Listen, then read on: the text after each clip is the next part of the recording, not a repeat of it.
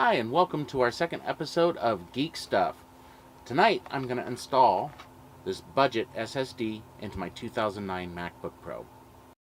Things you'll need for this job is a double-aught Phillips, a Torx T6, and of course, a Big Trax. My current baseline for boot up was about 1 minute 27 seconds. The first thing I'd have to do is clone the hard drive. I did this by using a USB enclosure. They do make kits that you can plug the drive in and plug it into your USB port, but it's basically just an external drive case without the external case. The next thing I'd have to do is get the drive ready for use. So I fired up Disk Utility, set the name to SSD, formatted the drive to OSX Extended Journaled, and chose a GUID partition map. For cloning, I just use Super Duper. Once the software is installed, all you have to do is click one button and it pretty much clones the whole drive and makes it bootable. The advantage of this, of course, is I don't lose any data and I don't have to reload the operating system. It's now time to test the drive and see if it boots. So what we're going to do is I'm going to shut the computer down and then I'm going to reboot it holding down the Option key until the boot menu comes up. And then I'll boot off the USB, and if all's well, it'll boot up. It'll take a little while, but it should boot up. And then once that happens, then I can shut the computer down and actually start installing the drive. This is a double-aught 0 Phillips. Now there are 3 long screws and then the rest are short screws. I've had this thing apart for RAM upgrades, etc. So I've actually marked the 3 holes with the long screws with a Sharpie, only because it's my personal computer. I'm in it all the time. I try to clean it about once every 6 months or so, just simply because of where it is and because I work this computer really hard. This is my main video production computer, believe it or not. So it gets hot. Just kind of play with the back a little bit until it... Yeah, there we go. Set the back aside where it's not going to fall on the floor. Okay, this here, move this over this way. This is the hard drive. So I go ahead and take it out. There's a screw here.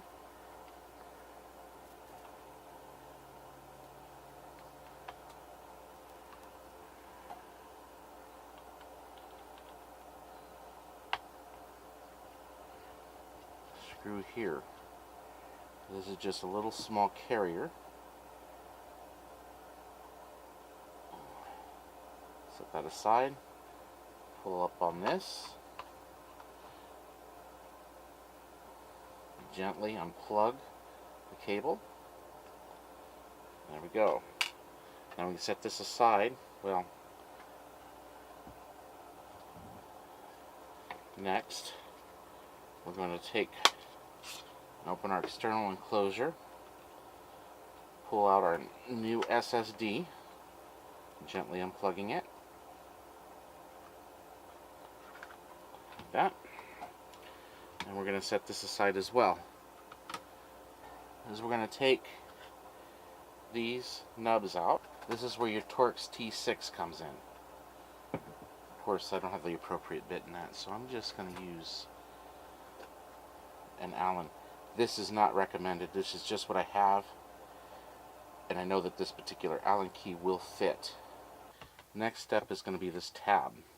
What I like to do is I kind of hold the hard drive how it's going to be set in the case like this. So that means I want that tape right there. So just gently peel it. Set the old hard drive aside. Use my finger at the bottom. There we go. Alright, now we take the pins.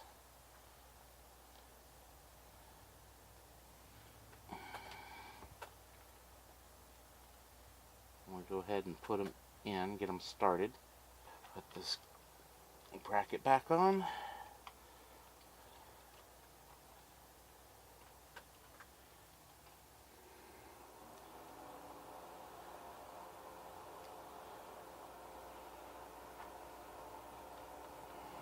You don't want these tight. Just want them snug. You don't want to over tighten them, basically. It's done. Now, let's see how long it takes to boot.